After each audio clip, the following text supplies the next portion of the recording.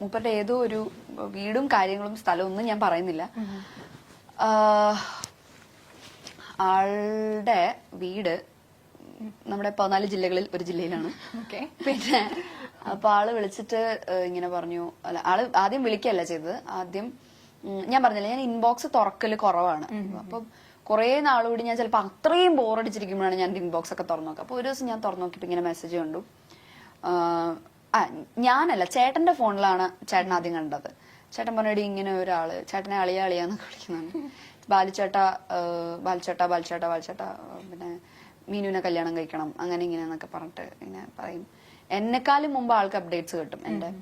പിന്നെ അപ്പം ഞാൻ എടുത്തു നോക്കിയപ്പോ എനിക്ക് ഒരുപാട് മെസ്സേജ് അയച്ചിട്ടുണ്ട്. അത് അയച്ചേക്കുന്നത് ഭയങ്കര ചീസി, ഭയങ്കര ക്രിഞ്ചി സാധനങ്ങളാ. പിന്നെ എന്താ I remember about you, I hug the pillow എന്നൊക്കെ പറഞ്ഞിട്ട് എനിക്ക് ഭയങ്കര ക്രിഞ്ചാത്. ഓ സോറി ബേബി, ഭയങ്കര വിയേർഡാണ്. അപ്പൊ ഞാൻ ആലോചിക്ക എന്റെ നോർമൽ ലൈഫിലാണ് വെറുതെ എന്റെ പുറകെ നടന്നപ്പോൾ ഇത്രയും ഡയലോഗ് അടിച്ച് ഞാൻ ഓട്ടിക്കും. എനിക്ക് ഇഷ്ടമല്ല ഇങ്ങനത്തെ ഒക്കെ പറയുന്നത്. യു ആർ മൈ വൈഫി എന്നൊക്കെ പറഞ്ഞ പ്ലീസ്, ഇങ്ങനെ യു ആർ മൈ വൈഫി, പിന്നെ I am a failure, together we can make this world beautiful എന്നൊക്കെ പറഞ്ഞിട്ടുള്ള മൂടാ. I am a failure, together I am sure എനിക്ക് ജീവിതത്തിൽ സക്സസ് ഉണ്ടാവും. പിന്നെ നമുക്ക് ഞാൻ എത്ര വർഷം വേണമെങ്കിലും കാത്തിരിക്കും. എന്തൊക്കെയോ കുറച്ച് ഈസി ഡയലോഗ്സ് ആണ്. അപ്പം അത് കഴിഞ്ഞപ്പോഴത്തേക്കും അതെ അവന് കളിക്കാൻ പറ്റില്ല, അവന് കേൾക്കാൻ പറ്റുന്നില്ല. അതെ ഭയങ്കര ക്രിഞ്ചായി പോയിരുന്നു.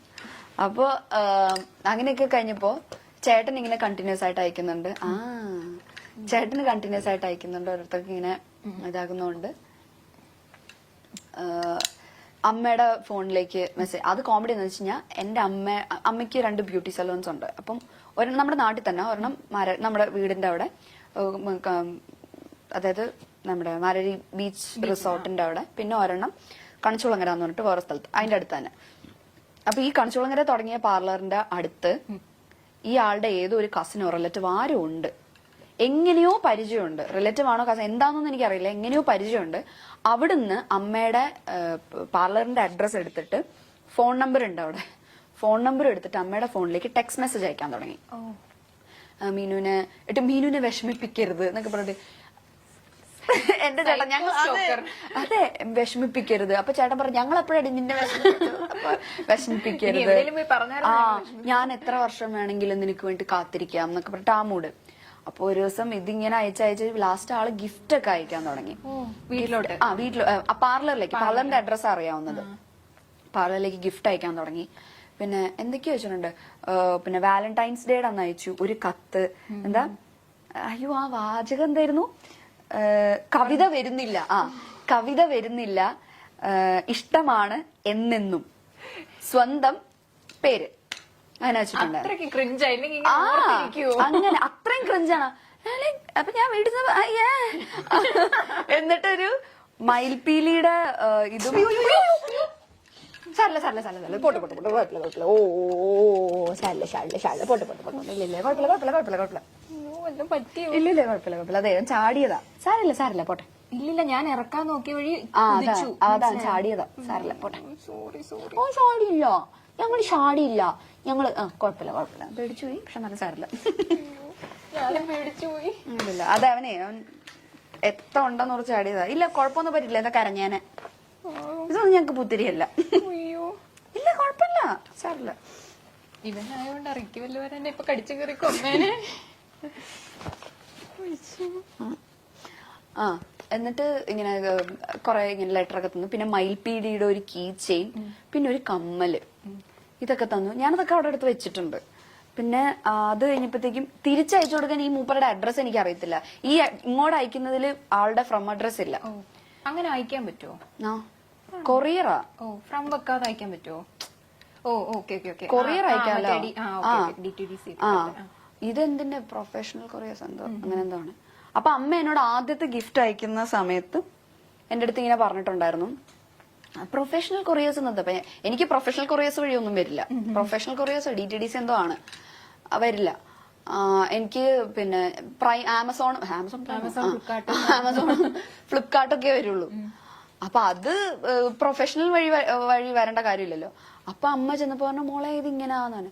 പിന്നെ എനിക്ക് എന്തൊക്കെയോ അയക്കുന്നുണ്ട്. ഫെസ്റ്റിവലിന് സ്പെഷ്യൽ ഓഫർ ഒക്കെ ഉണ്ടാവും. അതെ അങ്ങനെയൊക്കെ ഉണ്ടാവും. ദീപാവലിക്ക് അല്ലല്ലോ, ദീപാവലിക്കാണോ? ദീപാവലിക്ക് സ്വീറ്റ്സ് അയച്ചിട്ടുണ്ടായിരുന്നു. ഡയറി മിൽക്കിന്റെ എന്തൊക്കെയോ കുറേ സ്വീറ്റ്സ് ഒരു പാക്കറ്റിലാക്കി അയച്ചിട്ടുണ്ടായിരുന്നു. അത് ആമസോൺ വഴി എന്തോ ആയിരുന്നു. അങ്ങനെ എന്തൊക്കെയൊക്കെയോ വഴി ആൾക്ക് അമ്മയുടെ പാർലറിലേക്കാണ് അയക്കുന്നത് സാധനം. അയച്ച് ലാസ്റ്റ് ലെറ്റർ വരുന്നു ഇങ്ങനെ. എന്നുവെച്ചാൽ എന്നെ അറിയാവുന്നവർക്കൊക്കെ മെസ്സേജ് അയക്കാൻ തുടങ്ങി. അപ്പൊ സംഭവം കുറച്ച് എക്സ്ട്രീം ആയി. ലാസ്റ്റ് ഈ കുട്ടിയുടെ അമ്മ എന്റെ അമ്മേനെ വിളിച്ചു. എവിടെ ഇങ്ങനെ വീട് എവിടെയാ, അടുത്ത സൺഡേ ഞങ്ങൾ അങ്ങോട്ട് വന്നോട്ടെ എന്നൊക്കെ ചോദിച്ചിട്ട്. അപ്പൊ അമ്മ പറഞ്ഞു വേണ്ട, മോക്ക് ഇപ്പൊ കല്യാണം നോക്കുന്നുണ്ട്. അപ്പൊ പറഞ്ഞു ഇല്ല, അവക്ക് ഇപ്പൊ താല്പര്യം, ഞങ്ങൾ നോക്കുന്നുമില്ല എന്ന് പറഞ്ഞു. അപ്പൊ അവനെ പറഞ്ഞ അതെന്താ, മോക്ക് വേറെ ആരെങ്കിലും ഇഷ്ടമാണോ? അപ്പൊ അമ്മ പറഞ്ഞു അല്ല, അതുകൊണ്ടല്ല, ഞങ്ങൾക്ക് ഇപ്പൊ താല്പര്യമില്ല. അപ്പം അവര് പറഞ്ഞു അല്ല, മോൻ ഇങ്ങനെ പുറത്ത് പോവാൻ വേണ്ടിയിട്ട് നിൽക്കുകയാണ്. അപ്പം ഇത് പുറകെ നടന്നിട്ട് അവൻ ആ കാര്യങ്ങളൊന്നും കോൺസെൻട്രേറ്റ് ചെയ്യുന്നില്ല. അപ്പൊ അതുകൊണ്ട് ഇനി ഇത് കയ്യിൽ നിന്ന് പോകുന്നു ഞങ്ങൾക്ക് പേടി. കാരണം എനിക്കൊന്ന് കുറെ നാൾ നോക്കിയിട്ടാണെന്ന്. അപ്പം അതുകൊണ്ട് ഇതിലൊരു ശ്രദ്ധ കൊടുക്കത്തില്ലെന്ന് വെച്ചാൽ ഞങ്ങൾ വിചാരിച്ചു പോകുന്നതിന് മുമ്പ് എൻഗേജ്മെന്റ് നടത്തി വെക്കാന്ന് വിചാരിച്ചു. അത് അവരെങ്ങനെ തീരുമാനിച്ചാൽ മതി. ഞാൻ ചോദിച്ചു, ഞാൻ അമ്മയൊന്നും പറഞ്ഞില്ല. അമ്മ പറയാം എന്ത് പറയാനാ ഇവരോടൊക്കെ? അമ്മ പറഞ്ഞു ഇല്ല, താല്പര്യം ഇല്ല എന്ന് പറഞ്ഞിട്ട് കട്ട് ചെയ്തു. ഇല്ലെങ്കിൽ അടുത്ത സൺഡേ വരാന്ന് വിചാരിച്ചിട്ട്. അപ്പൊ അമ്മ പറഞ്ഞു ഇല്ല, താല്പര്യം ഇല്ല എന്നിട്ട് കട്ട് ചെയ്തു. അത് കഴിഞ്ഞ് പിന്നെ ഇങ്ങനെ ഒരുപാട് ഗിഫ്റ്റ് ഞാൻ കാത്തിരിക്കും, ഭയങ്കര സ്റ്റോക്കിങ്, ഞാൻ കാത്തിരിക്കും അങ്ങനെ ഇങ്ങനെ എന്നൊക്കെ പറഞ്ഞപ്പോ ഞാൻ അമ്മ ഞാൻ വിളിക്കാം. ഞാൻ വിളിച്ചിട്ട് ഡയറക്റ്റ് പറയാം എനിക്ക് താല്പര്യം. ലാസ്റ്റ് അമ്മയുടെ ഫോണിൽ ടെക്സ്റ്റ് മെസ്സേജ് ആലോ അയക്കുന്നത്. ആ നമ്പറിലേക്ക് ഞാൻ വിളിച്ചിട്ട് ഞാൻ പറഞ്ഞു ഇന്ന ആളല്ലേ. അപ്പം സംസാരം എക്സ്ട്രാ ഡീസൽ സംസാരിക്കുന്നേ ഇല്ല ആള്. ആ ഓക്കെ ഇങ്ങനെ മാത്രമേ പറയുന്നുള്ളൂ. അപ്പം പിന്നെ ഞാൻ വിളിച്ചപ്പോ ഇങ്ങനെ ഞാൻ പറഞ്ഞു ഞാൻ മീനാക്ഷിയാണ്. ഇന്ന ആളല്ലേ ചോദിച്ചു. അതെ. ഞാൻ പറഞ്ഞു ഞാൻ മീനാക്ഷിയാണ്. നിങ്ങളുടെ അമ്മ ഇങ്ങനെ വിളിച്ചിട്ടുണ്ടായിരുന്നു, സംസാരിച്ചിട്ടുണ്ട്. നിങ്ങൾ അയക്കുന്ന ഗിഫ്റ്റ് കിട്ടുന്നുണ്ട്. നിങ്ങൾ ഇപ്പം ആ ആരാധന എന്ന് പറയുന്ന അവിടെ വരെ ഇറ്റ്സ് ഓക്കെ, എനിക്ക് ഹാപ്പിയാണ്, ഞാൻ അതിനെ റെസ്പെക്ട് ചെയ്യുന്നു. പക്ഷെ അതിന്റെ അപ്പുറത്തേക്ക് പോവരുത്. എനിക്കും പേഴ്സണലി നിങ്ങൾ ഗിഫ്റ്റ് ഒക്കെ അയക്കുന്നത് എനിക്കും പേഴ്സണലി ഭയങ്കര ബുദ്ധിമുട്ടുണ്ടാക്കുന്നത്. ഞാൻ അതൊന്നും ഉപയോഗിക്കുന്ന പോലും ഇല്ല. അതൊക്കെ ഇവിടെ വെറുതെ ഇരിക്കുക. വള എന്തൊക്കെയോ അയച്ചു തന്നിട്ടുണ്ട്. അപ്പൊ ഞാൻ പറഞ്ഞു അതൊക്കെ എനിക്ക് ഭയങ്കര ബുദ്ധിമുട്ടുണ്ടാക്കുന്നുണ്ട്. സോ അത് ചെയ്യരുത്. ആരാധന, ഇഷ്ടം അതൊക്കെ സമ്മതിച്ചു. പക്ഷെ ഇതിന് പ്രേമം, കല്യാണം അങ്ങനെയൊന്നും കൊണ്ടുപോകരുത്, ഭയങ്കര മോശമാണ്. പിന്നെ ഇനി ഇതുണ്ടാവരുതൊന്നും. ഇയാളൊന്നും പറയുന്നില്ല, നമുക്ക് തിരിച്ചു പറയാനോട്ടൊന്നാ. ഓക്കെ